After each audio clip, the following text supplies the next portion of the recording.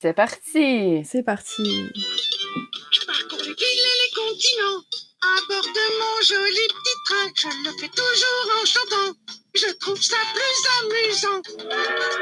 Bonjour et bienvenue dans le deuxième épisode d'Il était une suite, un podcast qui entend revoir et interroger les suites des films Disney dans une perspective féministe, queer et gender.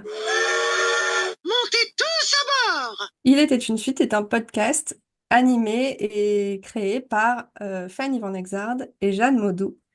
Et nous sommes toutes les deux chercheuses en littérature et en études cinématographiques respectivement. Attaquons l'exercice. Nous allons passer au premier segment de l'épisode du jour qui porte sur Mulan 2, la mission de l'empereur. Et le premier segment s'intitule Première rencontre et c'est un segment dans lequel on évoque notre histoire personnelle avec le film du jour. Alors, Mulan, premier opus, moi, c'était mon Disney préféré, vraiment, même plus que Pocahontas. Et quand il est sorti en salle, j'avais 4 ans, mais j'ai pas de souvenir de l'avoir vu en salle. Mais par contre, j'avais la VHS et je la regardais tout le temps. Et j'ai un grand frère, donc j'avais un peu, quand j'étais dans cet âge-là, entre 5 et 6 ans, un côté un peu garçon manqué. Ce qui veut rien dire, on est bien d'accord, mais Mulan, ça marchait bien justement parce qu'il y avait ce côté faire la bagarre, des performances physiques, etc. Puis à l'époque, j'aimais beaucoup les Yamakasi, pour ceux qui connaissent. Donc j'étais un peu dans ce délire-là de performance physique avec mon grand frère. Et je me suis donc très fortement identifiée à ce personnage très tôt. Et quand le 2 il est sorti, j'avais 10 ans, mais j'ai aucun souvenir vraiment de cette suite. Je pense que j'étais déjà un peu plus dans les Disney, j'étais déjà trop grande pour ça. Et je me rappelle par contre que cette période-là où Mulan 2 est sorti, donc c'est en 2005, c'était une période où les Disney étaient déjà un peu plus marqués comme cool. Ils empruntaient beaucoup de choses à la culture populaire. Par exemple, Tarzan, il y a Phil Collins qui fait la BO. Et il y avait ce côté un peu plus, ouais, un peu cool, un peu ironique, satirique, etc. Puis là, il me semble que j'ai un peu décroché. Voilà, donc c'est ça plutôt mon souvenir de Mulan. Et toi, Fanny? Alors, pareil que toi, Jeanne, Mulan faisait également partie de mes Disney préférés et parmi ceux qu'on regardait le plus avec ma sœur et mon frère. Et on regardait énormément la cassette et on chantait souvent les chansons, que ce soit Comme un homme, dont on reproduisait un peu la choré, ou Une belle fille à aimer, qui nous faisait toujours mourir de rire avec la blague à propos de Shifu, qui est le conseiller de l'empereur, qui chantait un peu en aparté Une belle fille m'attend depuis bientôt 40 ans. Et les trois soldats qui le vannent juste après, depuis tout ce temps, elle n'a sûrement plus de dents et vraiment on se faisait pipi dessus de rire tellement on adorait cette réplique. Et en ce qui concerne le premier opus, j'en ai aucun souvenir non plus en tant qu'ado, alors que donc 2005, moi j'étais déjà au lycée et je pense qu'avec mes copines du lycée, on aurait tout à fait admis que voir un Disney entre nous, ça aurait été cool. Mais c'était pas un moment où j'allais au cinéma pour voir. J'allais pas beaucoup au cinéma et j'allais pas beaucoup au cinéma pour voir des films d'animation. Et vu le niveau du film, c'était peut-être mieux que je le vois pas à ce moment-là. En fait, je l'ai donc découvert avec stupeur pendant mon petit pari de regarder toutes les suites de Disney, soit 3 ou 4 ans après la sortie, soit 2007-2008. Et là, je l'ai revu pour la préparation de l'épisode et toujours avec autant de stupeur. Je voulais juste mentionner, parce que moi j'adore tout ce qui est doublage, aller voir quel acteur prête sa voix au Disney. Et donc dans Mulan 1 et 2, c'est Liliane de Scène de ménage qui interprète la voix parlée, donc Valérie Carzenti. Et pour la voix chantée, c'est Marie Gallet, donc c'est pas du tout une actrice, dans les deux cas, c'est pas du tout des actrices sino-descendantes, alors que dans la version originale, il y avait vraiment, ils ont vraiment fait cet effort de prendre des acteurs chinois ou sino-descendants. On peut citer par exemple Lucie Louis qui joue Mei ou bien Sandra Oh qui joue Ting Ting, dans le 2 donc. Et Cette actrice qui joue qui fait la voix chantée de Mulan, Marika Gallet, c'est aussi la voix chantée de La Petite Sirène. Donc il y a un peu une réactualisation, enfin une réutilisation d'une même actrice pour deux personnages qui est assez surprenant. Et pour Mouchou, on reconnaît assez facilement, je trouve, que c'est la voix de José Garcia, qui à l'époque était déjà assez célèbre comme acteur, surtout comique, avec son émission notamment télé Nulle part ailleurs. Et je voulais aussi préciser que pour Shang, donc le beau gosse du film, c'est la voix chantée de Patrick Fiori, qui la même année, il jouait Phoebus dans la comédie musicale Notre-Dame de Paris. Précisons tout de suite, c'est peut-être un spoil, mais que Shang dans le Mulan 2 est l'équivalent asiatique de John Smith dans Pocahontas 2. Oui, c'est vrai. Tout se recoupe. Non. Remarquons peut-être aussi que Mulan, c'est un des personnages dessinés et évoqués par Myrion Mal dans sa BD Commando Culotte, comme justement l'une des exceptions de personnages féminins qui sont les protagonistes, c'est-à-dire les personnages, les héros de l'histoire. Chez Disney, il y en a 13 sur 91 protagonistes entre 1937 et 2005. Donc c'est déjà un des films qui ressort pour son exemplarité en termes de représentation d'une héroïne qui tient la tête de l'affiche. Cependant, là, sur le 2, on n'est pas trop sur de la badasserie à tous les étages, quoi. Et je trouve même cocasse que la plateforme Disney+ classe ce film en tant que étiquette romance, étiquette fantastique, parce que certes, la romance est présente, mais et il y a moins de bagarres que dans Mulan, premier du nom, mais le fantastique est très peu présent, voire trop peu présent pour qu'on en fasse tout un plat en tant que film fantastique, à mon avis. Euh, bon, peut-être que le fantastique tient à la présence de dragons et à la présence de fantômes ancêtres, je ne sais pas. Alors, nous passons maintenant au deuxième segment qui s'appelle Formule magique et qui est un peu un résumé du premier opus et de la suite. Ouais, peut-être faire un petit rappel de l'histoire de Mulan 1, pardon, si certains n'ont pas vu, ou en tout cas pas vu depuis longtemps le film et connaissent peut-être encore moins sa suite, ce qui est tout à fait normal et même sain. Soit plus violent que le cours du torrent, soit plus puissant que les Les Huns envahissent la Chine et les hommes de chaque famille sont appelés en renfort pour le combat.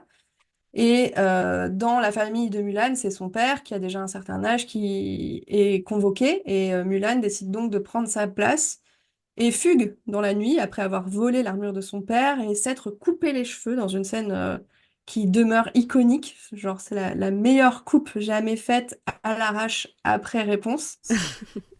Les soldats sont tous un peu nuls à leur façon et nécessitent un entraînement plus sérieux qu'ils ne le sont. Et cet entraînement se fait sous la poigne responsable de Shang, qu'on retrouve en personnage secondaire, enfin personnage principal, mais qui ne tient pas le titre, dans le 2. Et toute cette petite compagnie de soldats nuls, mais un peu moins nuls qu'avant, doit ensuite rejoindre le régiment principal qui, on le découvre ensuite, a été décimé par les Huns sur qui, donc ce sont les ennemis, on tombe un peu plus tard en pleine montagne. La bagarre se passe et puis avec des fusées d'artifice bien placées, Mulan l'astucieuse déclenche une avalanche qui engloutit d'un coup d'un seul ces féroces ennemis. Et toute la petite compagnie, Fissa reprend la route vers le palais impérial pour tenir au courant l'empereur de l'avancée des événements. Les Huns refont alors surface, coucou, on est bien plus fort que ça.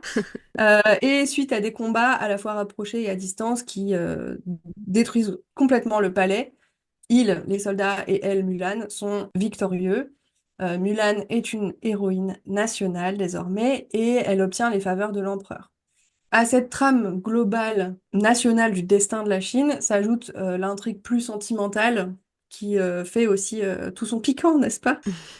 Donc, au début du film, Mulan est jugée impossible à marier et déshonore ainsi sa famille. Et au fur et à mesure de ses aventures, elle développe évidemment des sentiments pour Shang, qui n'est pas insensible non plus à ses charmes, mais qui guet-panique complètement parce que Mulan est encore à ce moment-là sous les accoutrements d'un jeune homme, qu'elle appelle Ping, hein, parce qu'elle fait semblant d'avoir éternué ou je sais pas quoi. À la fin, évidemment, tout va bien. Ouf, elle n'était qu'une fille. Mais ouf, ce ouf de soulagement n'intervient qu'après avoir condamné, donc Shang condamne Mulan d'avoir apporté sur elle et sur sa famille le déshonneur par sa trahison du travestissement, d'avoir dérogé à la tradition, puisque une femme ne doit pas se battre et ne doit pas, comme ça, sauver son pays. Quelle audace! Et c'est finalement l'empereur qui pousse gentiment Shang à outrepasser ces vieux principes-là pour qu'il déclare enfin ses sentiments à cette jeune femme exceptionnelle en tout point.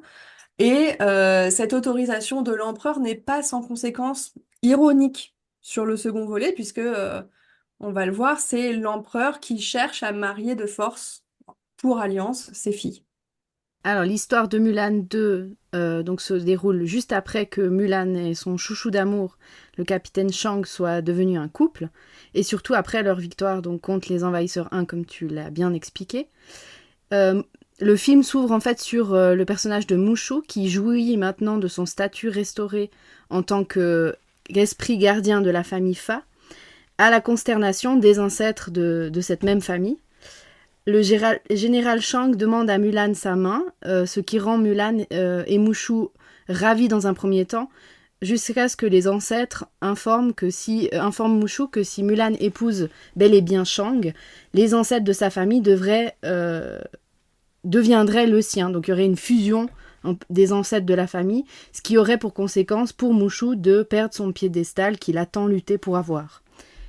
L'empereur de Chine fait donc appel à Mulan et à Shang pour une mission, d'où le titre de ce second opus, afin de s'opposer à la menace que représentent cette fois-ci non plus les Huns mais les Mongols. L'empereur souhaite renforcer la Chine en forgeant une alliance avec le royaume de Qigong, en organisant un mariage arrangé avec ses 3 filles. Mulan et Shang sont donc investis de cette mission et ils décident d'engager pour protéger les 3 princesses, donc Ting Ting, Mei et Su, leurs anciens comparses Yao, Ling et Xianpo. Yao, Ling et Xianpo, acolytes emblématiques du premier opus.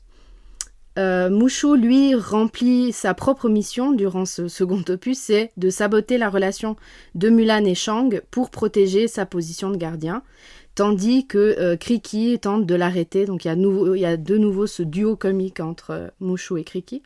Et pendant que Mulan et Shang se déchirent à cause des manipulations de Mushu, les princesses vont peu à peu tomber amoureuses de Yao, Ling et Xianpo, comme on pouvait le deviner vu qu'ils sont 3 filles et 3 garçons, comme si c'était évident, et elles suivront le conseil de Mulan d'avoir comme seul devoir celui de leur cœur. S'opposant d'ailleurs ainsi fondamentalement au titre de mission de l'empereur, et ce film sera assez lourdement celui de l'opposition entre le cœur et la raison et l'impulsion et le devoir. On passe à la 3e section qui est la plus longue et la plus conséquente, qui est celle où on commente au fur et à mesure le film et on interroge les éléments structurants dans une perspective féministe, gender et queer. Ce segment s'intitule Péripéties. Chouette comme les autres filles, et m'amuser comme les autres filles. Le film s'ouvre sur des volutes de fumée qui ont en réalité davantage l'air de slime, puis sur des messages d'ancêtres des ancêtres qui se transforment en escaliers dans un effet cartoon absolument démentiel que l'on trouvait déjà un peu avec le génie dans Aladdin, et je pense que Disney a voulu un peu capitaliser sur ce youhou, on est fun, mais pour des ancêtres fantômes qui sont censés faire valoir la respectabilité de la famille, je trouve ça un peu chelou. Ces ancêtres sont bien désignés donc comme des bouffons, et c'est pourtant leur comportement envers Mushu qui va conditionner l'intégralité des péripéties de ce film, puisque c'est le fait que Mushu pense qu'il va être détrôné ou viré de son boulot d'ancêtre, qui va causer sa décision de tout mettre en... Ouf, cette phrase, elle est infinie. Tout mettre en œuvre pour séparer Mulan et Shang. Ensuite, on a le générique qui arrive, qui est peint ou dépeint façon encre de Chine sur parchemin, avec des effets d'encre qui fusent, qui sont très beaux. Ce que le titre vient gâcher très vite dans une incrustation en surimpression qui pue la fin des années 90. Et ça, vraiment, c'est pépite. On adore. On retrouve donc ensuite la grand-mère superstitieuse de Mulan, ce qui instaure une continuité avec le premier film, qui tire les bâtons de divination pour savoir si Shang viendra bel et bien demander Mulan en mariage, et si avant le coucher du soleil, il le fera avant le coucher du soleil. La situation maritale est donc bien d'ores et déjà le principal sujet de préoccupation du film, présenté comme la source de contrariété et de discussion numéro 1 de la famille Fa. Mulan a sauvé la Chine, mais on la retrouve ici au champ, où elle est de corvée, de moisson et de garde d'enfants, comme une bonne petite femme de classe moyenne d'ailleurs. Depuis ses folles aventures du mois passé, elle est devenue un modèle pour toutes les petites filles du village. Elles veulent toutes devenir les reines de la castagne. Et ces petites filles admirent d'ailleurs Mulan parce qu'elle est petit 1 forte, petit 2 brave et petit 3 belle. C'est-à-dire qu'on ne peut pas la vanter uniquement sur ses exploits, il faut quand même trouver un moyen pour la ramener à la problématique du physique, surtout et avant tout quand le personnage est féminin.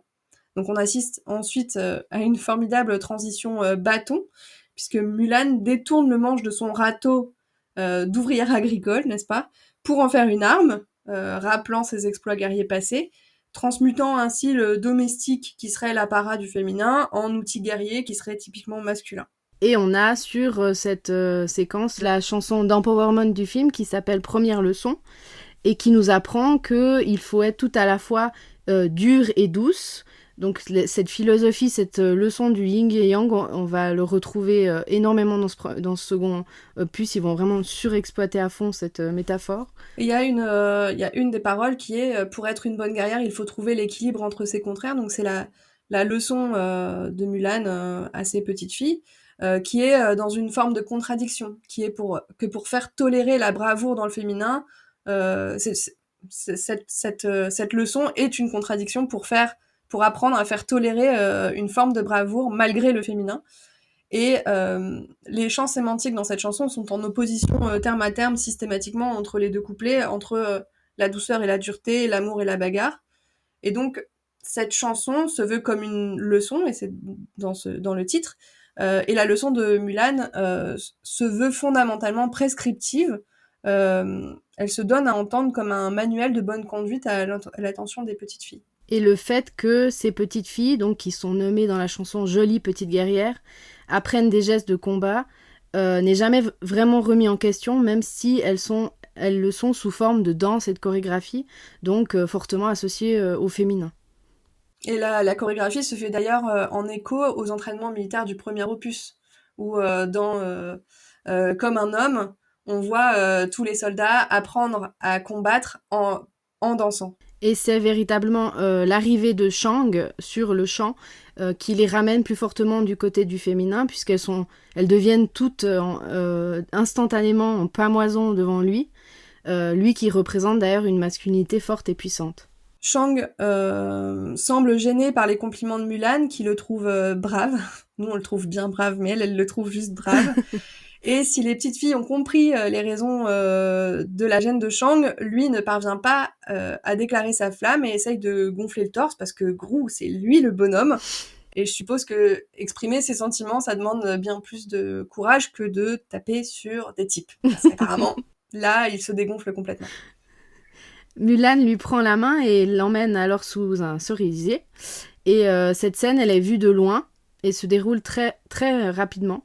Et on comprend que la demande en mariage a bien eu lieu, épargnant à Shang de donner encore à entendre sa gêne au spectateur.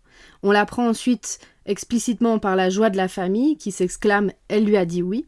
Et dans la foulée, on comprend que la demande en mariage était au centre d'un pari financier entre le père et la grand-mère, comme si les histoires de cœur de Mulan pouvaient être prises avec distance et humour malgré tout. Finalement, il s'agit juste d'un mariage, c'est pas, pas grand-chose. Et Mushu, le super gardien, est un ami et une figure presque maternelle, puisqu'il se met instantanément à pleurer quand il apprend la bonne nouvelle du mariage. Donc lui, on voit, Mushu assume complètement son émotivité, et au contraire, Mulan le moque à ce propos en lui disant tu pleures encore, entretenant évidemment au passage un peu de toxicité vis-à-vis de la masculinité, puisque bon, Mushu est un dragon, mais il a quand même la voix d'un bonhomme, n'est-ce pas? Donc on suppose qu'on le range dans la catégorie des personnages masculins, et là, pas de problème, le fait qu'il pleure est un sujet de moquerie. Il est d'abord très très content pour Mulan et Shang, proposant même d'organiser leur mariage, d'abord en arc-en-ciel des souvenirs, clin d'œil à leur passé de travesti. On peut se demander si c'est un clin d'œil à leur passé de travesti. Puis en ose le rose, puisque ce qui se compte dans cette suite, c'est bien la féminité de Mulan. Ensuite interviennent des discussions autour du mariage entre Shang et Mulan qui se font principalement par métaphore guerrière. Donc ils disent qu'ils vont diviser et conquérir pour signifier qu'ils vont s'occuper de la foule des invités des fiançailles. Et en fait, on peut voir là que leur langage amoureux puise dans les habitudes qu'ils ont façonnées au fur et à mesure de leurs expériences passées ensemble sur le champ de bataille. Donc là, en fait, dans leur façon de s'exprimer l'un avec l'autre, ils n'ont pour tout terrain d'entente que leurs exploits militaires. Alors, comme on l'a dit dans le résumé, Mushu, il va vite changer d'avis par rapport à cette nouvelle quand il va se rendre compte qu'il sera destitué au profit des ancêtres du futur époux en tant que gardien au moment du mariage. Il va donc profiter des dissensions dans le couple. On comprend grâce à une séquence avec des invités à l'annonce de leur mariage que Mulan et Shang ne s'entendront pas sur beaucoup de choses après leur mariage grâce aux réponses qu'ils donnent aux invités. Oui, ils sont systématiquement en opposition l'un avec l'autre, et les commentaires en aparté des parents, qui sont un peu comme des commentaires donnés aux spectateurs, enfoncent le clou si jamais, en tant que spectateur, on n'avait pas compris que les fiancés ne sont pas sur la même longueur d'onde. Là, on y va avec des gros sabots, parce que vraiment, oh là là, ils sont pas pareils ces deux-là. Hein. Et la mésentente, c'est tout le temps sur des micro-détails superflus, c'est vraiment toujours dans la superficialité. Et donc, Mushu va profiter de cette mésentente apparente pour essayer de les séparer, contre l'avis de Kriki, qui reprend ici son duo comique avec lui dans tout le film. En tant que, justement, porte-bonheur et porte-malheur, on retrouve de nouveau cette métaphore du yin et du yang. Mushu, vieux mec manipulateur, et le criquet comme un baromètre moral. Donc Mushu, en tant que gardien, représente une figure tutélaire, un gardien légal. Ses expressions méchantes montrent qu'il souhaite faire passer son confort avant le bonheur de Mulan. En fait, là, on a une bascule du tout au tout. C'est que quand il apprend le mariage, il est hyper content, hyper enjoué pour Mulan, très ému. Il est moqué pour son émotivité. Et en réalité, quand il comprend qu'il va être destitué de son job d'ancêtre ou de gardien, ses expressions deviennent vraiment mauvaises, et il souhaite nuire à Mulan et au bonheur de Mulan pour ne pas perdre le confort qu'il a durement, selon lui, acquis. Et il passe en fait de figure d'acolyte à celle d'antagoniste dans ce second opus, ce qui est, à mon sens, la première incohérence et violation du premier opus, parce qu'on s'était fortement attaché à lui quand même. Et puis il repassera du rôle d'antagoniste à celui d'acolyte tout aussi rapidement à la fin, ce qui est vraiment là, ça ne tenait à rien, quoi. À la suite de ces fiançailles bien fêtées, on a un petit moment un peu plus en discrétion entre Mulan et son père, et à ce moment-là, on retrouve une séquence qui avait déjà cours dans le premier opus Mulan, avec une métaphore florale qui est filée entre ces deux films dans les discussions justement de Mulan avec son père. Donc on avait cette image de la fleur du cerisier en bourgeon, qui tarde à éclore et qui l'a représentée elle en tant que femme ne sachant s'identifier, je ne sais pas, enfin c'est une figure tout à fait essentialisante, n'est-ce pas? Tandis que là, dans le deuxième opus, on a l'image d'une fleur de pivoine qui doit s'allier à une autre fleur différente dans le but d'atteindre l'harmonie. Et ce terme d'harmonie est utilisé comme un maître mot, un objectif à atteindre dans une vie à deux. C'est donc cette leçon du yin et du yang qu'on nous sert à toutes les sauces dans ce film et qui est représenté, matérialisé par un bijou qui est offert en cadeau de fiançailles par le père à Mulan et à Shang, donc en deux colliers qui sont hérités des ancêtres et qui soulignent une forme de continuité par la tradition de façon assez conservatrice de dépasser les mésententes pour pouvoir s'unir.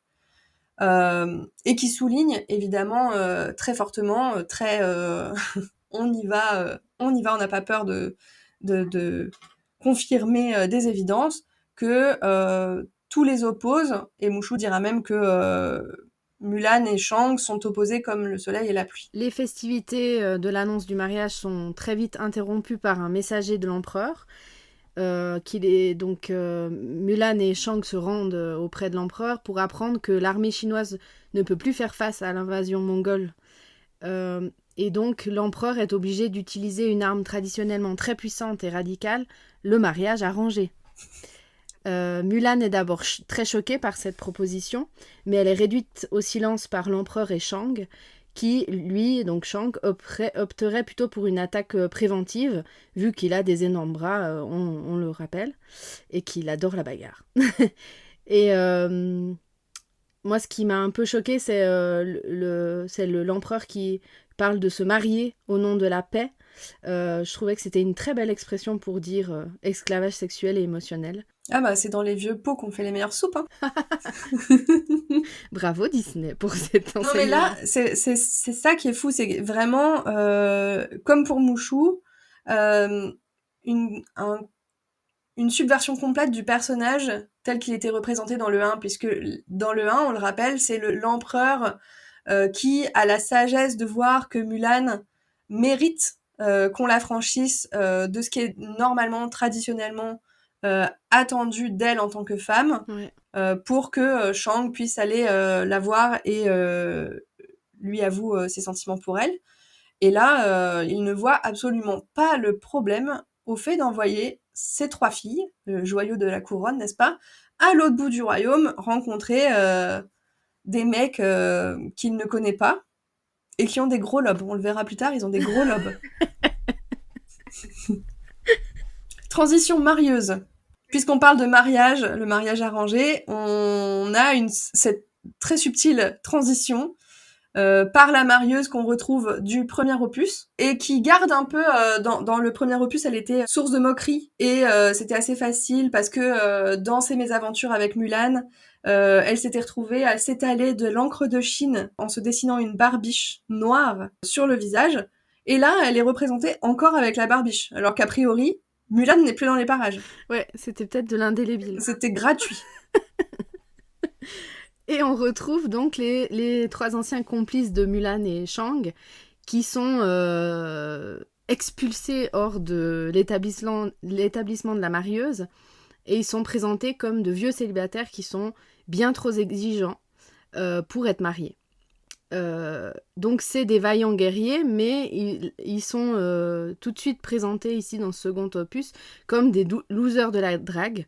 Ils sont égocentrés sur leurs propres besoins et désirs, ils sont brusques, ils sont lourdeaux et particulièrement beaufs. Ils adorent se mettre des baguettes dans le nez, on ne sait pas pourquoi. Ils sont sales, ils se mouchent dans le même mouchoir par exemple. Et les baguettes dans le nez, c'est... Ils se mouchent pour mettre les baguettes dans le nez après. Et ils sont largement peu portés sur les désirs et les problèmes des autres. Voilà. Ils auraient fait de superbes candidats pour les coachs en séduction masculiniste. Oui, c'est vrai. Heureusement que Mulan est passée par là. Leur difficulté à se marier appelle d'ailleurs en effet d'écho miroir une reprise a cappella de l'air Une belle fille à aimer, où on nous donne à entendre et à comprendre leurs critères de sélection, leur cahier des charges finalement pour trouver une fille qu'ils pourraient épouser, une femme hein, devrait-on dire quand même. Yao veut une femme qui soit dans le care, dans le soin, dans la préoccupation de sa petite personne et qui pourrait le soigner après ses nombreuses bagarres parce que il lui faut une infirmière en fait et une maman. Chienpo veut une femme qui cuisine matin, midi et soir. Prends-toi un abonnement Uber Eats. Et Ling veut une femme qui aime rire, mais il est particulièrement c'est un stand-upper raté quoi. Les 3 personnages sont malheureusement, donc vous le voyez, réduits à des caricatures absurdes et les femmes qu'ils cherchent également. La séquence finit inévitablement en baston parce qu'ils sont incapables de se contrôler et que, nous bonhommes, nous bagarre.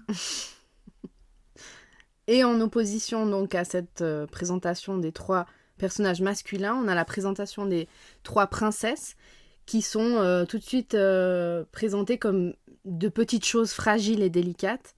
Elles font aucun bruit en se déplaçant, elles bougent presque à peine les pieds, elles marchent de manière fluide et orchestrée, contrairement aux 3 personnages masculins qui se bagarrent et qui tombent et qui sont tout le temps en train de faire des couplets, non des cuplettes, comme on dit. Je sais pas, de quoi tu parles? Faut pas que j'improvise.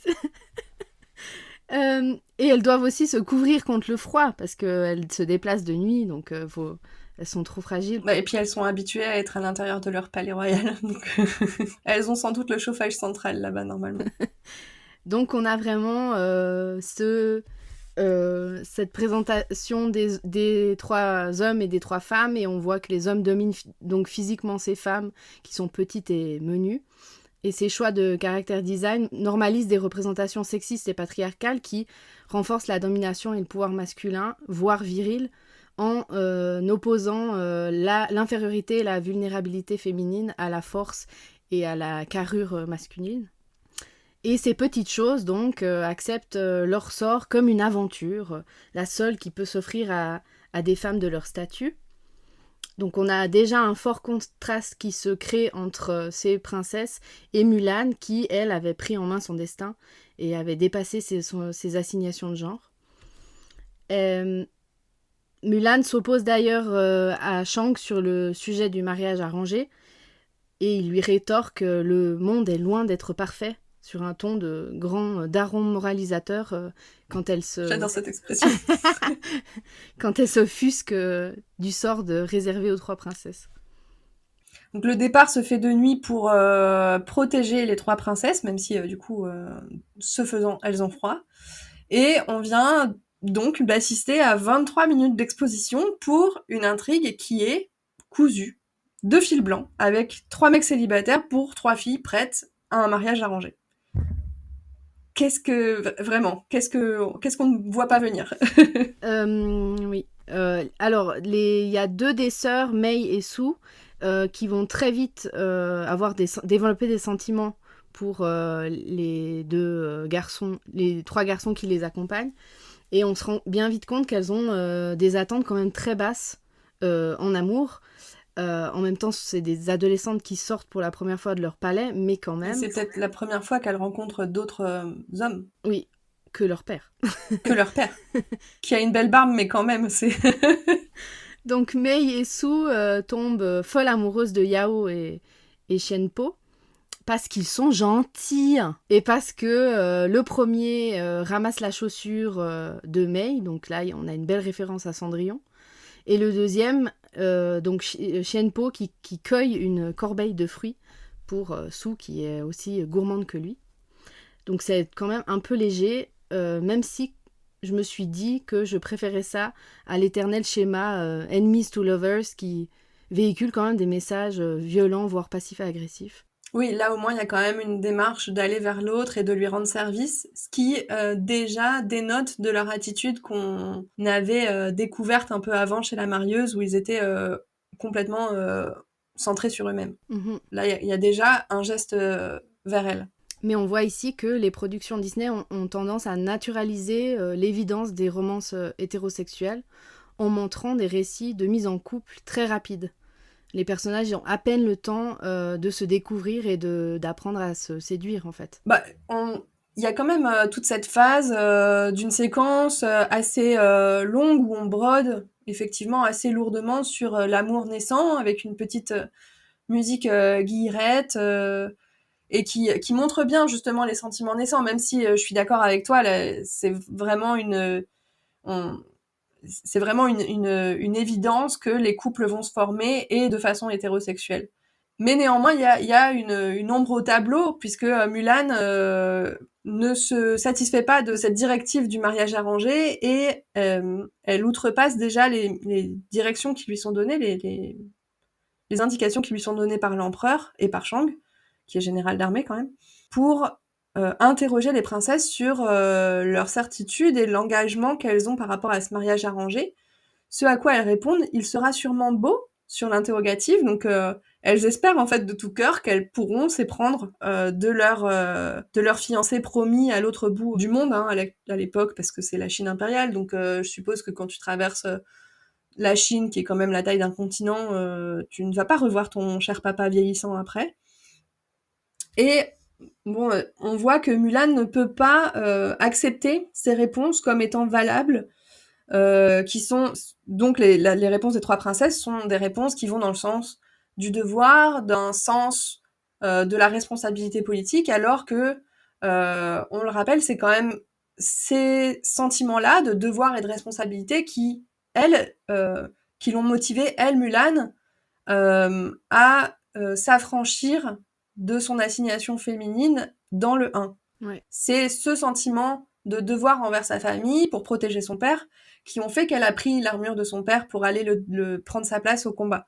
Donc on a quand même aussi une dissonance là entre les deux films dans cette prise de position par rapport à la responsabilité et qui tient à la caractérisation du personnage de Mulan qui, dans le 2, doit être catégoriquement rangé du côté du féminin instinctif, naïf, sentimental, alors que ce n'était pas forcément ces sentiments-là et ces obligations morales-là qui la guidaient dans le premier film. Peu après, on avance dans leur périple qui traverse la Chine et on a de très jolis plans pittoresques qui accompagnent leur route. On voit des femmes dans les rizières sur fond de chants féminins d'ailleurs. Donc là, il y a peut-être une survalorisation du travail domestique des ouvrières agricoles, de l'art chanté qui serait aussi plus facilement lié aux chanteuses. Et suite à quoi, le plan arrive sur...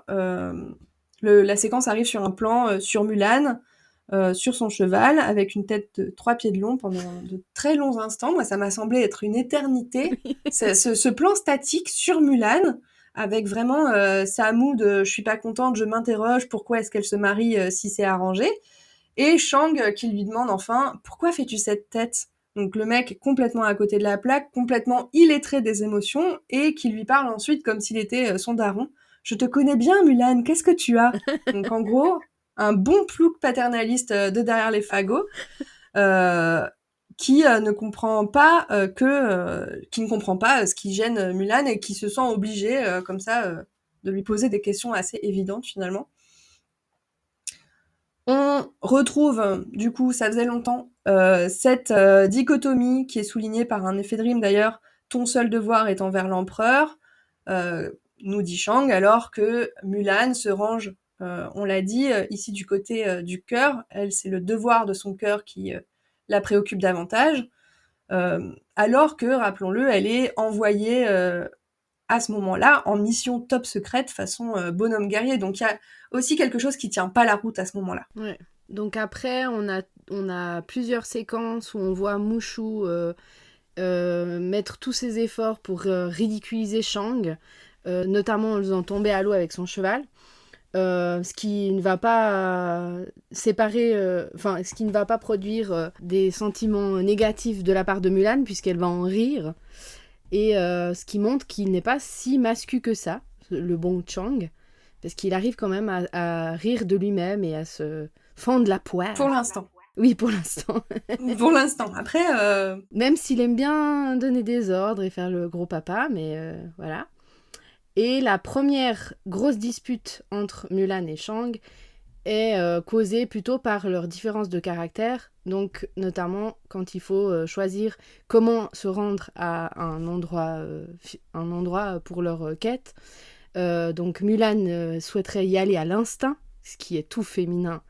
Et Chang, lui, veut avoir un plan, il veut suivre la carte, faut pas déconner. Et cette différence est tout de suite ramenée donc à des idées essentialistes. Hein. Il s'en renvoie la balle de « Ah, toutes les femmes et tous les hommes sont comme ça, etc. » Et heureusement, pour l'instant, ils sont suffisamment matures pour reconnaître leurs erreurs et s'excuser. Et le parallélisme qui est mis en place là, entre les hommes et les femmes d'un côté, de façon hyper essentialisante et de si bon modèle pour la jeunesse, est prolongé par le miroir des 3 soldats et des 3 princesses, et avec une image qui est particulièrement basse et qui renvoie peut-être au bas corporel, dans un concept qui nous vient de Mikhail Bakhtin, puisque Yao se rend compte qu'il est amoureux, alors que c'est quand même le plus bourru des 3. Il se rend compte qu'il est amoureux, et il l'avoue, il le confie à ses 2 compères, qui le moquent. Xianpo allant jusqu'à le comparer le regard languissant de Yao au regard que lui-même a lorsqu'il voit de la nourriture, dans un cliché d'ailleurs bien grossophobe et super facile. Donc là, on voit que le fait qu'un personnage masculin exprime ses émotions est ramené à quelque chose de tout à fait prosaïque, de tout à fait trivial, de risible. Quelque chose qu'on peut comme ça balayer d'un revers de la main, et surtout pourquoi est-ce qu'il nous parle de ses émotions, celui-là, alors qu'ils feront moins les malins quand ils se rendront compte que eux aussi sont amoureux. Yao aura la décence de ne pas les moquer en retour. Chang rappelle alors qu'il est interdit de fraterniser avec les princesses, et le terme fraterniser, moi, me fait beaucoup rire parce qu'il est révélateur un peu de sa posture coincée. Il ne comprend pas qu'il ne s'agit pas à ce moment-là pour les soldats de fraternisation, mais bien de séduction. Donc il leur parle comme s'ils étaient des soldats, quand eux sont entièrement gouvernés par leurs sentiments. La princesse Mei, d'ailleurs, fait ensuite une déclaration d'amour similaire à celle de Yao, sans avoir entendu celle de Yao. Donc dans un effet miroir, en quelque sorte, qui est complètement topique, des amoureux qui s'ignorent, mais dont les cœurs s'accordent. Sans se concerter, ils font des déclarations d'amour complètement identiques. Ensuite, arrive une pause dans la campagne qui est petite escale, bien sympa, qui est présentée comme l'occasion de briser la glace et de former les duos. Donc Mei en profite pour, à ce moment-là, interroger Mulan sur la façon dont Mulan, a réussi à dépasser son sentiment de devoir, son assignation au rang féminin, ses obligations en tant que femme, pour suivre son cœur, puisque c'est le grand maître, le grand mot, la grande direction de ce film, suivre son cœur. On file la métaphore de Pocahontas qui suit le vent, etc.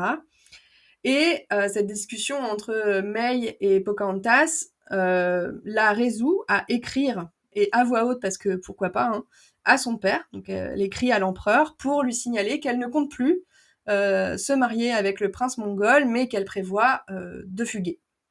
La petite vilaine.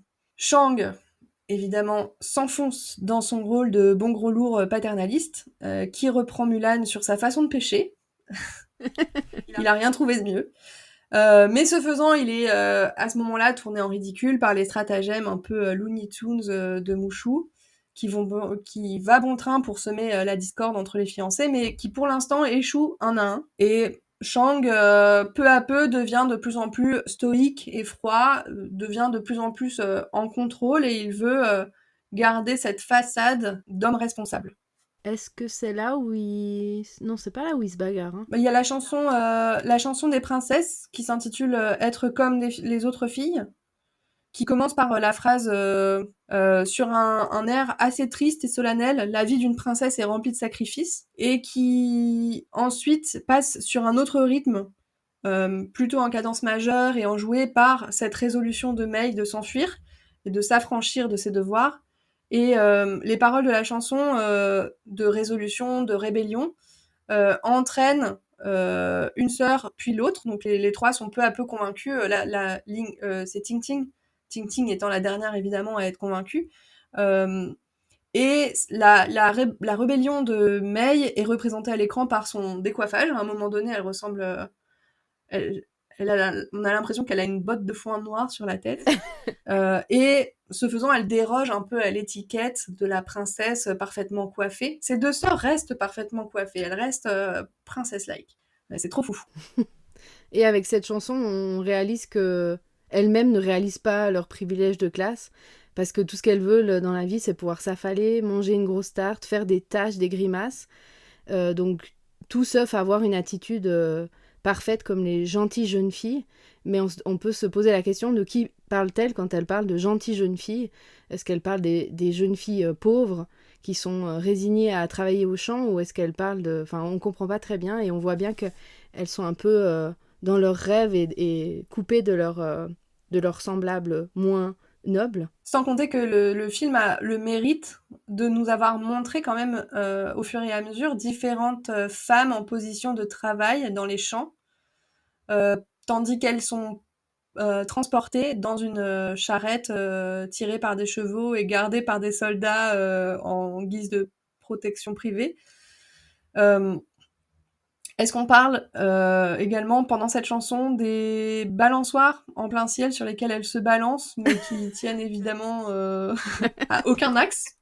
C'est vraiment, elles décollent. La rébellion leur donne des ailes, mais vraiment, il y a ce plan absolument fou. Elles ne tiennent plus à rien. Ouais. Et c'est peut-être ce privilège de classe-là, tu vois, c'est la surélévation. Oui, tout est possible. Ouais. Au-dessus d'elles, c'est le soleil.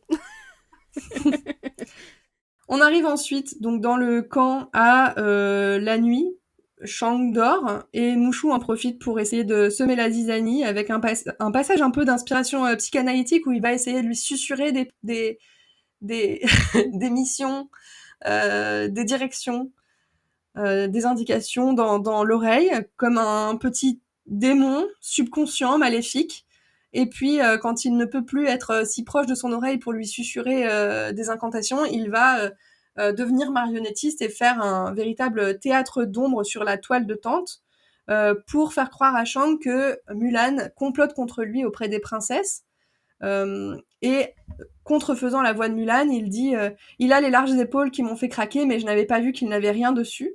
Donc, on peut mal le prendre pour Shang, en effet. Mais pourtant, Shang, on le voit, tombe complètement dans le panneau, ce qui prouve bien que peut-être qu'il n'a rien dans la tête comme il le craignait, tu vois. Parce que là, le plan de Mushu, il est pas si complexe que ça. La tête de Mulan a été faite avec une citrouille.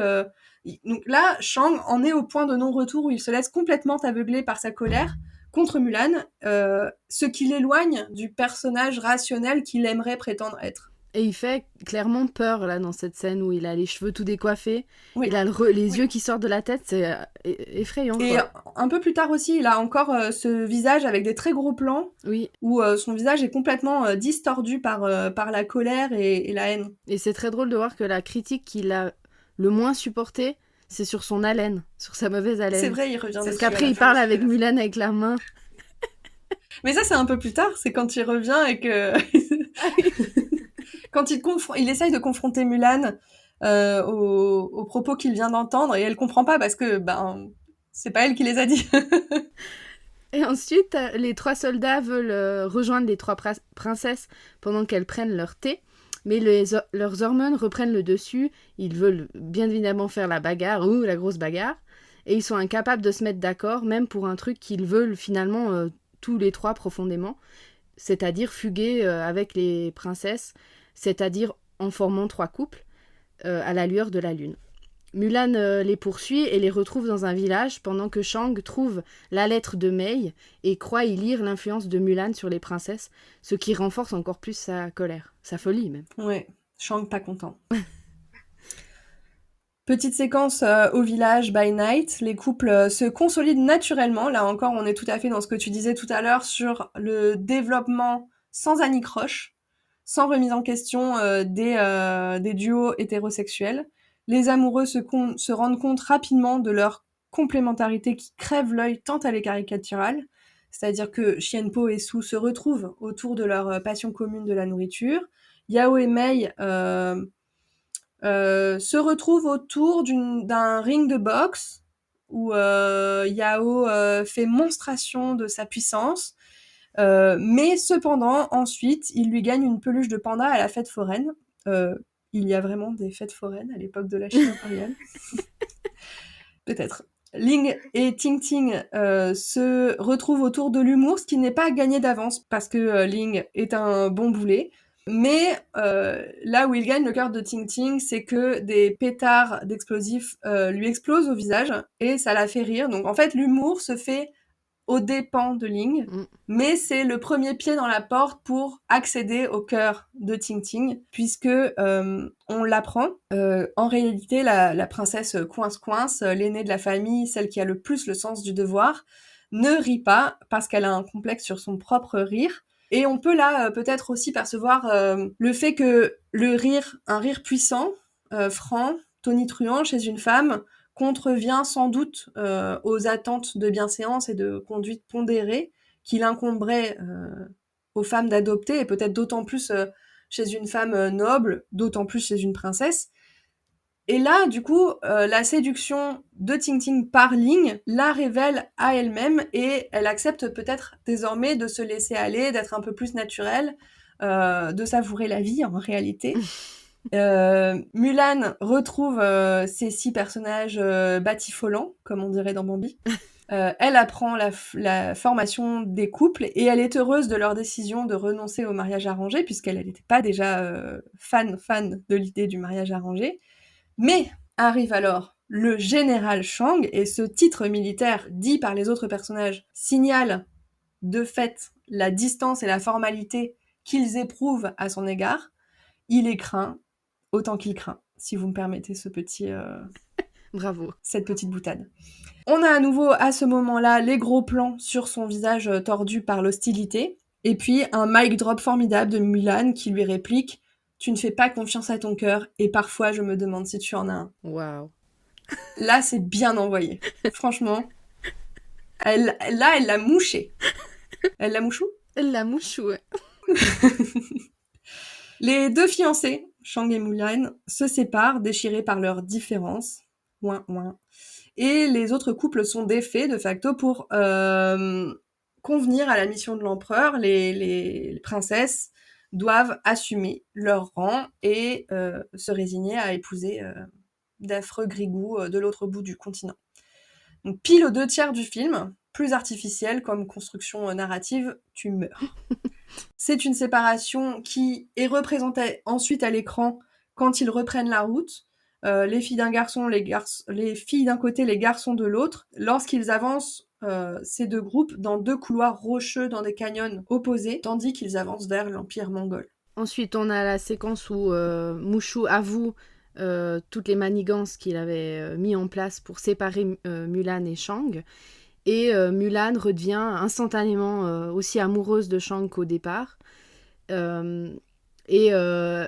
Elle décide tout soudain que en fait, voilà, ils sont faits pour être ensemble et que finalement, il avait aussi un cœur. Elle venait de lui dire qu'il n'avait pas de cœur, mais apparemment, c'est pas... L'embuscade tendue par des brigands arrive pile, c'est ballot, au moment où Mulan décide d'aller vers Shang et de lui révéler son amour et la vérité sur les raisons de toutes leurs disputes. Des brigands qui sont au nombre de 3 et qui sont désarmés hyper rapidement alors qu'eux, ils n'ont pas d'armes. C'est de nouveau une scène bâclée et c'est la seule scène de bagarre de tout le film qui dure une minute, je crois, sur un film d'1h20 et qui se termine par une grosse scène dramatique à la Roi Lion avec le pont qui se brise et Shang qui chute.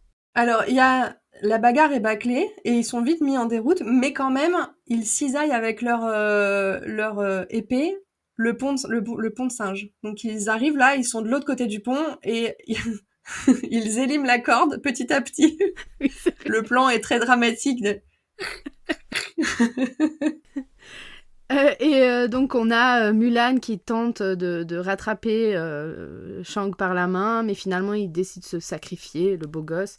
Il reste dans son statut vraiment de sacrificiel d'énorme beau gosse. On n'a pas le choix, Mulan, dit-il, avant de faire le grand saut. Ce qui est un message totalement culpabilisateur, merci. Oui, le fait de dire on n'a pas le choix Mulan comme dernière parole, c'est vraiment encore insister sur je suis du côté de la raison, je suis du côté de la responsabilité, je respecte la mission. C'est vraiment le sentiment de sacrifice avant les besoins de son cœur. Ouais. Et donc là, on retrouve un autre cliché des comédies romantiques hollywoodiens, donc le deuil comme révélateur des sentiments profonds de Mulan. Mais les héros masculins ne meurent pas si facilement dans les Disney. On avait quand même des très belles scènes, je sais pas si elles sont très belles ou très cringeantes, les scènes où on a vraiment Mulan qui pleure et qui fait le deuil de son fiancé. Sous la pluie, d'ailleurs. J'ai pas l'impression qu'on ait beaucoup de scènes dans les Disney où l'héroïne est vue en si gros plan avec le visage si barbouillé de larmes. Oui, c'est vrai. Et elle hurle devant le précipice et elle reste dans une ellipse du soir au matin à pleurer la disparition de Shang. Ouais. Mais Shang, voilà, il va pas mourir si facilement vu qu'il est... Badass. C'est un énorme badass. Donc il est retrouvé par son cheval, qui est doté apparemment d'un super flair, puisqu'il le retrouve dans l'eau, alors que tous ses autres potes l'avaient déjà plus ou moins presque oublié, puisqu'ils étaient trop occupés à câliner leur dulciné.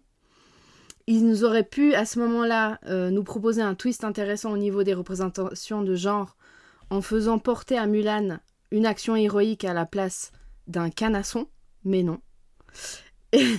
Mais il le félicite, il lui dit « bon cheval ». Oui, donc on est là, dans ce second opus, à préférer faire porter l'expression de la masculinité la plus populaire et la plus récurrente dans les Disney, à savoir l'incontournable récit des héros qui sauvent des damsels en détresse à un cheval. J'espère au moins qu'il s'agit d'un étalon. Bah, il était beau. Hein. Oui. Sauf que, en réalité, Mulan n'a pas eu le temps de redéclarer sa flamme à Shang et de lui expliquer les manigances de Mushu, donc, qui ont été la cause de leur dispute, puisqu'ils ont été interrompus par le pont qui se casse, ou qui est cisaillé petit à petit. Donc Shang, étant retrouvé par le cheval et se rendant compte qu'il faut qu'il aille sauver Mulan, se rend compte de ses propres sentiments et accepte de pardonner. En fait, là, il y a une grosse incohérence narrative, quoi, parce que il se rend compte de tout ça sans qu'on ait eu besoin de lui dire. Et il était vraiment parti dans un tunnel de colère et de folie qui était un point de non-retour. C'était impossible psychologiquement qu'il revienne de ça. C'est pas une petite trempette de 2 heures dans l'eau du lac qui vont lui avoir complètement retourné. Peut-être que ce lac est magique, hein. Il lui nettoie ses sentiments et le font revenir à la raison. J'ai pas d'explication autre. Ouais. Mais il y a cette grande séquence où elle se rend du coup auprès du palais mongol et où elle accepte de se sacrifier elle-même à la place des princesses qui elle rend compte du fait que les princesses ont disparu dans l'embuscade, ce qui est un stratagème assez filou, bravo Mulan, en disant je serais honorée d'épouser votre héritier. Et là, à ce moment-là, en disant je serais honorée, elle reprend le vocabulaire de Shang, celui du respect des traditions et des accords passés au préalable. Donc elle préfère se sacrifier et se faire un mariage arrangé, en fait, ce qui l'a dégoûté au plus haut point auparavant. Ouais, et qui était totalement contre ces principes du 1, quoi. Et donc on a non plus une Mulan en armure de guerrière, mais une Mulan super belle avec une très grande robe majestueuse et avec son petit peigne qui revient du 1. Et elle va se marier donc avec le fils de l'empereur mongol, qui est un autre cliché sur pattes. C'est un espèce de rejeton bête et puéril qui se coince le doigt dans un jeu J'ai pas trouvé le nom de ce jeu, mais les jeux... Un coince-doigt. Un coince-doigt, je pense qu'on on va dire ça comme ça. Comme un petit serpentin avec des trous aux extrémités au bout et puis il met ses doigts dedans. Oui, Ça a l'air marrant. Hein. oui, ben c'est hyper drôle, c'est le max du fun. Et Shang donc se rend finalement compte de l'erreur que représente le mariage arrangé, mais uniquement quand ça concerne sa promise et donc sa petite personne et son petit zizi. Mais là, ce revirement de situation, moi, j'en reviens pas. C'est vraiment l'incohérence. C'est vraiment le revirement de sentiment du tout au tout, Ouais, sans raison apparente à part un petit bain, quoi. ouais. Mais en tout cas, oui, tu as noté un fort contraste entre ce prince maigrelet. Et totalement con qui se coince le doigt justement dans ce piège à doigts, et Shang qui qui revient avec son énorme torse et ses biceps bien saillants. Donc là, on est totalement dans une représentation qui alimente la conception d'un capital corporel, donc selon lequel certains physiques seraient naturellement plus valorisés, jugés comme supérieurs ou plus désirables. Et là, le capital corporel de Shang repose justement sur une hyper-masculinité athlétique. Il était à 2 doigts de mourir, mais il vient méga beau gosse, les muscles saillants. Palpitant. C'est quand même un film qui est a priori destiné à des petites filles. Oui. Le public cible, c'est ça. Et vraiment, on nous met dans le crâne. Regardez ce que vous voulez, c'est des gros biceps et des grosses épaules, quoi. Des gros pecs. Et puis, il arrive, il interrompt la cérémonie. Il envoie un shuriken. Je pense que c'est même pas chinois. Il envoie un shuriken dans le foulard de l'union, qui est censé sceller le mariage en cours, pour l'interrompre. Et là, on assiste à une complète inversion des rôles finale. Mulan lui demande « Qu'est-ce que tu comptes faire ?» Et il lui répond « Je n'en sais rien, je suis mon instinct, wink wink. » Donc là, on le rappelle, il a compris tout seul que, en fait, être bien au pied de la lettre, suivre les indications, les consignes et tout, ça menait pas toujours là où on voulait être. Et il a compris tout seul. Il est vraiment doué, ce petit. Tout seul, comme un grand. Comme un grand garçon. Et comme dans donc la suite de Pocahontas, on est de nouveau dans une fin super bâclée. On commence à comprendre que c'est une récurrence dans les suites Disney, sorties directement en vidéo, donc forcément avec un budget moindre. Donc Mushu se fait passer pour le grand dragon d'or de l'unité en crachant une énorme flamme, ce qu'il n'avait jamais été capable de faire jusqu'à maintenant, puis qui aurait quand même pu vachement être utile dans le 1 contre les 1. Et donc ça va forcer le seigneur à s'allier à l'empereur tout en permettant à Mulan et à Shang de se marier. Et en libérant les princesses de leurs vœux. Donc là, de nouveau, moi j'ai pas bien compris comment ça se fait qu'elles doivent plus épouser... Il n'y a plus d'alliance d'un coup. En fait, là, Mushu, ce qui se passe, c'est qu'il fait vraiment une usurpation d'identité d'une divinité mongole, donc le grand dragon d'or, qui est représenté par une statue. Et en fait, on assiste à un Deus Ex Machina qui a un procédé assez classique dès l'époque de la Renaissance au théâtre, peut-être même plus tôt, et qui résout le pétrin de façon assez magique. C'est que d'un coup d'un seul, un dieu arrive sur scène et dénoue tous les nœuds de l'action. Donc là, le peuple entier, toute la cour est venue assister au mariage, se prosterne révérencieusement. Il y a peut-être aussi une critique de la dévotion aveugle qui ne les fait pas remettre en question le fait que leur dieu de pierre, d'un coup d'un seul, se met à leur parler et à leur donner des ordres. Et en effet, c'est pas du tout logique que ce soit ce grand dragon de pierre, quand bien même il cracherait des flammes et qu'il parlerait, qui puisse dénouer de leurs vœux les 3 princesses, sans avoir à rendre compte à l'empereur de Chine de ce qui vient de se passer. Parce qu'il n'est plus jamais question du père des filles. Ouais, c'est ça. C'est absurde. Enfin... Et ce faisant, par contre, Mushu se fait pardonner aussi auprès de Mulan parce que ça lui permet de se racheter de toute sa conduite un peu pourrie pendant tout le film. Ouais. J'ai noté aussi que la coiffe royale et le peigne qui ornent la tête de Mulan tombent d'un coup lors du baiser final avec Shang, comme si sa chevelure d'un coup redevient sauvage, indomptée, se délaisse de tous ses fardeaux. Mm-hmm. Donc le peigne qui représentait le mariage et l'honneur de sa famille, d'un coup tombe aussi. Et on retrouve cette métaphore capillaire de Pocahontas qui enlève l'épingle et d'un coup toute la chevelure tombe en cascade. Là c'est un peu le même principe. Et la dernière transition est une transition feu d'artifice qui signale la fin du mariage et qui nous ramène dans le jardin de la maison Fa. Shang, qui aime tant la tradition et le respect des convenances, décide pourtant finalement d'unir les temples de sa famille à ceux de la maison Fa, ce qui fait que Mushu est en mesure de garder son job. Donc tout est bien qui finit bien. Bravo à Shang pour cette manœuvre originale. Et en même temps, puisque son père est mort au combat dans le 1, il a littéralement plus de maison, il a plus de famille, donc autant que ses ancêtres soient dans un petit temple mignon. Oui, c'est vrai. Et là, on a de nouveau un cliché un peu romantique très présent chez Disney, c'est que l'amour qui surmonte tous les obstacles, puisque tous les conflits et les problèmes se résolvent grâce à l'amour, tout rentre dans l'ordre grâce au mariage hétérosexuel. Yay! On peut même donc la morale finale, on peut résumer, on pourrait dire, on peut se passer des lois, se déguiser en homme pour rentrer dans l'armée, tant que l'hétéronormativité est bel et bien préservée, tout va bien. Tout va bien.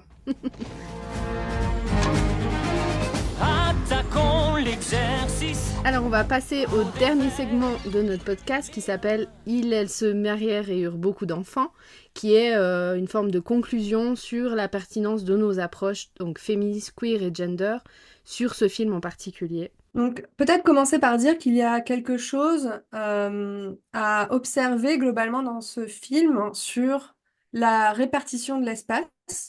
Les personnages féminins sont statistiquement beaucoup plus vus en intérieur, que ce soit dans la maison des Fa, que ce soit dans le palais de l'empereur, dans le palais de l'autre empereur, ou dans la petite charrette qui les transporte, les princesses, d'un point A à un point B. Donc en intérieur, voire recluse, voire cachée derrière des éventails, bien qu'en intérieur, tandis que les personnages masculins s'épanouissent, eux, au grand air. Donc j'ai signalé les éventails qui cachent le visage des princesses, mais force est de constater que les personnages masculins sont également beaucoup plus montrés dénudés. Toutes les occasions sont bonnes dans ce film pour un torse nu, alors que les personnages féminins sont beaucoup plus conventionnellement dissimulés dans leurs costumes, cachés derrière leurs éventails. Et vraiment, leurs costumes, c'est des tas d'étoffes enroulées les unes sur les autres. Donc il y a une surcharge vestimentaire aussi qui vise à les dissimuler. Donc dans les 2 suites Disney qu'on a déjà analysées, on prend un certain plaisir à détruire ou à pervertir, je trouve, tout ce qu'on a pu aimer dans les premiers opus. Je me suis donc posé la question de pourquoi j'aimais tellement Mulan 1 quand j'étais petite. C'était pour le côté badass de son personnage principal, pour la révolte de Mulan contre l'ordre établi et le système patriarcal qui impose aux hommes de se battre et aux femmes de devenir de parfaites petites épouses, mais aussi pour l'originalité du personnage de sidekick de Mushu, à la fois si touchant et si comique. Ici, toutes les scènes d'action, le côté badass et futé de Mulan passent à la trappe. Et on a une seule scène d'action, comme on l'a dit, d'une seule minute pour un film d'1h20. Une scène qui est particulièrement bâclée en plus. Et on retrouve un Mushu complètement égoïste que l'on apprend peu à peu à détester, comme on a pu détester le pauvre John Smith dans le Pocahontas 2 et dans notre premier épisode du podcast. Mais on déteste aussi un peu Shang-Li, là. Oui, c'est vrai. On déteste tous les personnages masculins, non. Il était bien dans le 1, il était un peu froid et rigide, mais là, il est vraiment manique, quoi. Il est perverti par sa colère.